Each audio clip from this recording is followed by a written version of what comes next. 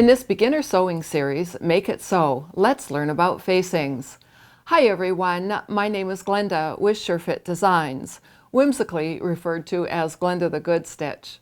So in this lesson, we are going to talk about the how, why, where, and what of facings.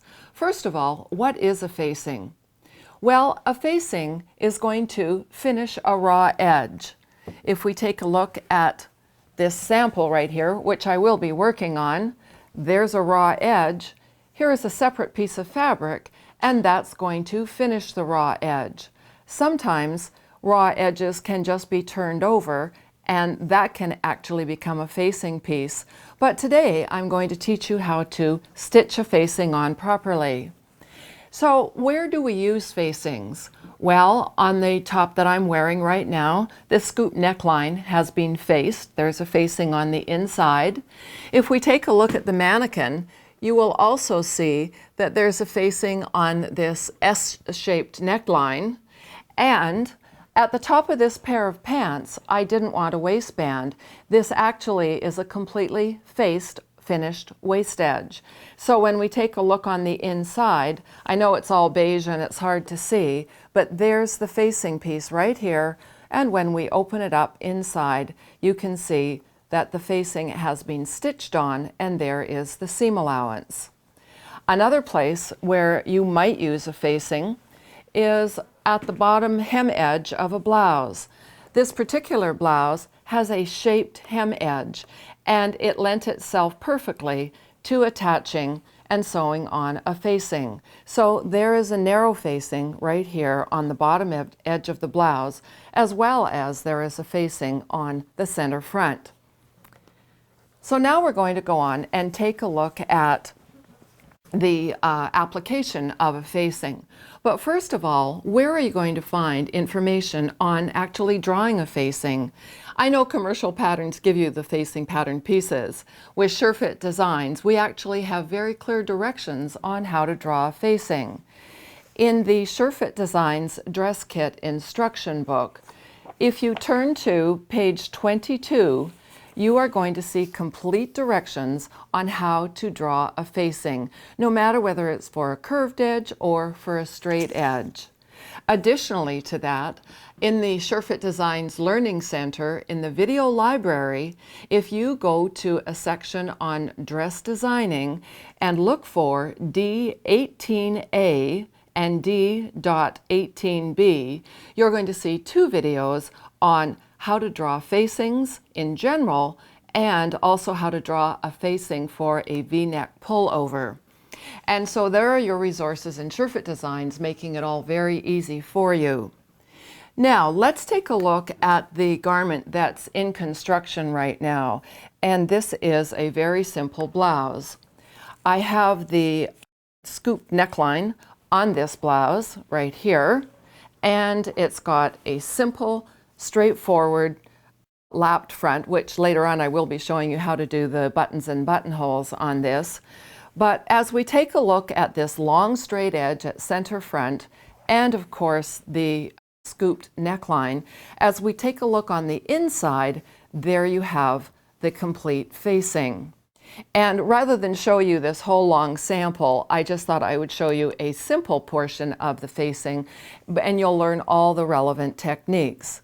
Now, when you're constructing a garment, the step at which you will put a facing in is when it's still basically at a one-piece, not three-dimensional stage.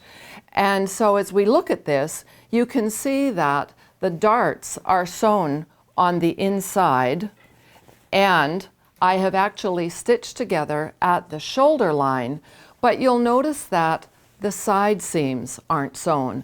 And that's because I want to be able to get into this in a relatively flat stage in order to put the facing on. So now let's take a look at the small sample piece. What you need to do, first of all, is work with your actual facing pattern piece. And the facing pattern piece, you can see that I've applied some interfacing. Now, interfacing is simply a stabilizing piece of fabric that can either be sewn in or fused on. And in this case, I've used a very dark interfacing, and I did that specifically so that you could see that I've applied interfacing. In the actual blouse that I was just showing you, the interfacing is white so that it won't be see-through, because when we look at that, you can actually see the dark interfacing. And in a real project, you wouldn't want that. And the other thing that you're going to notice is that with the interfacing, I have trimmed the seam allowances away, and you will definitely want to do that. And the reason is that you don't want that extra bulk of the interfacing incorporated into that seam allowance, because it will just create more bulk. And then you're going to be placing right sides together.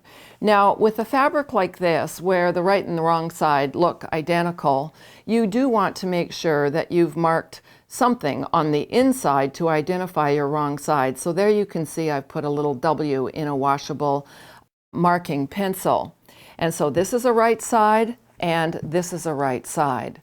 Now what you're going to do is take the curved edge, your cut edge, and you're going to place it against the curved cut edge of the bodice. In this case, it's a bodice back. And I've just cut a little half sample so that you can see the process. So now what we're going to do is pin this curved neck edge. And it doesn't matter whether it's a straight edge that you're facing, like a center front, or a curved edge. The process that I'm going to teach you is exactly the same. So I've now pinned this at right angles, and I'm going to take and stitch a 5/8 inch seam at that neck edge. So let's go over to the sewing machine. I have my sewing machine on regular stitch length, and I'm going to line up the cut edge of the edge to be faced, so that's the cut edge there of the seam allowance, and I'm going to line that up with the 5/8 inch marking on the sewing machine.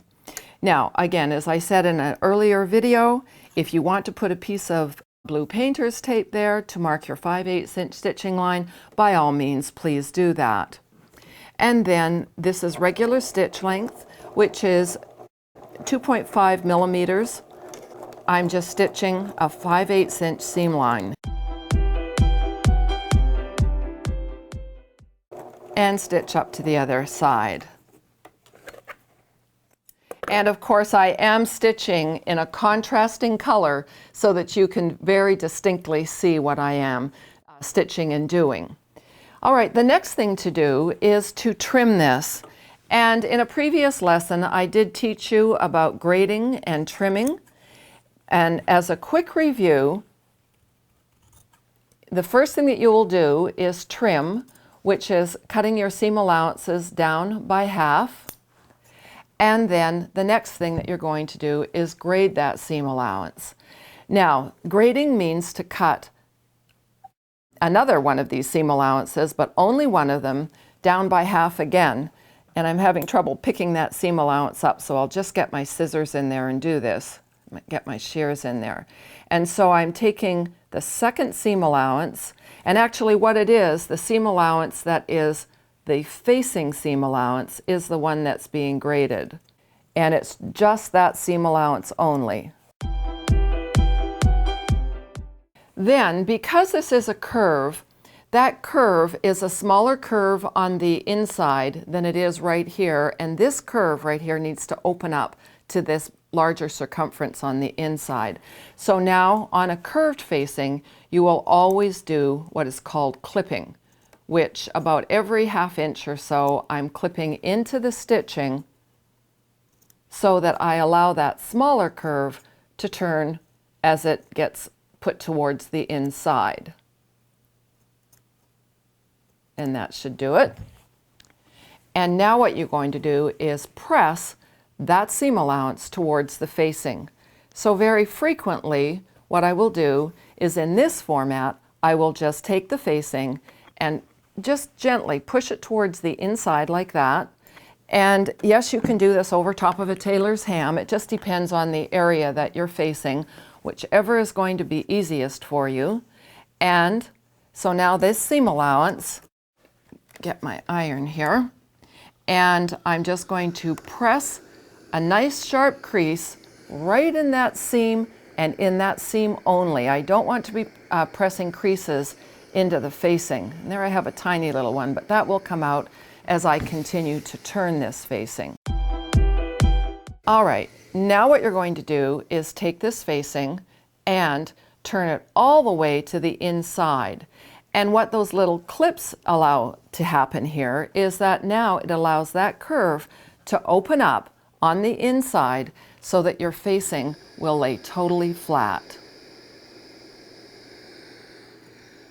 But now we are going to do one more step that can sometimes be neglected or forgotten, and that is called understitching.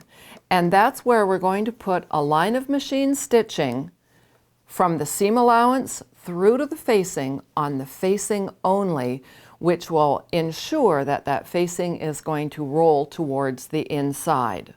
So now what you'll do is take this to your sewing machine, and you are going to hold the facing and the body of the garment so that the seam allowances are aimed towards the facing. And then you're going to do a line of machine stitching that is approximately 1/16 of an inch away from the seam that you just sewed. So I've just set the needle down very carefully into the seam allowance, and it's at 1/16 of an inch away from where I previously sewed. Of course, if this was the end of the stitching, you would back stitch to secure it and then come forward. Now, because I am going to be doing some pivoting, I'm going to put the needle in the down position, and I want to stitch very carefully because I don't want any of those clips getting twisted or turned. Stop and reposition your fabric when you need to.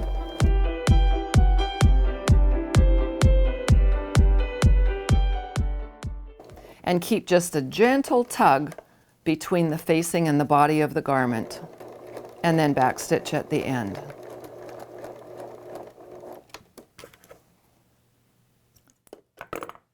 And I'm going to hold this right next to this close-up camera so that you can really see that line of machine stitching that I just did.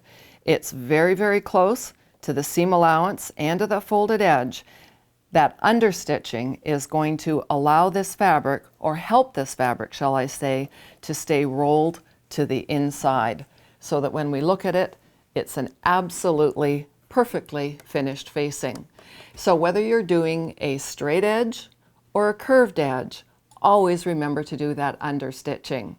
It's a very quick lesson. I hope you've learned how to do facings, and make sure you do a practice sample to understand this whole process. If you've enjoyed this video, and I hope that you have, and if you're not already a member of the Sure-Fit Designs community, I do invite you to join. And you can do that in 3 easy steps. While you're in the Sure-Fit Designs Learning Center, make sure that you sign up for the Sure-Fit Designs newsletter, and you're going to find the sign-up form on the bottom of most of the pages in there. And number 2, if you're watching this video in YouTube, at the bottom there'll be like buttons and subscribe buttons. I certainly ask that you to participate in our YouTube channel. It's Sure-Fit Designs. And lastly, we now have a Facebook group page, and people, seamstresses from all over the world, are interacting with one another, asking questions and showing their project work that they've done with Sure-Fit Designs. And please make sure you join us there. It's simply Sure-Fit Designs. It's Facebook.com/groups/Sure-Fit Designs.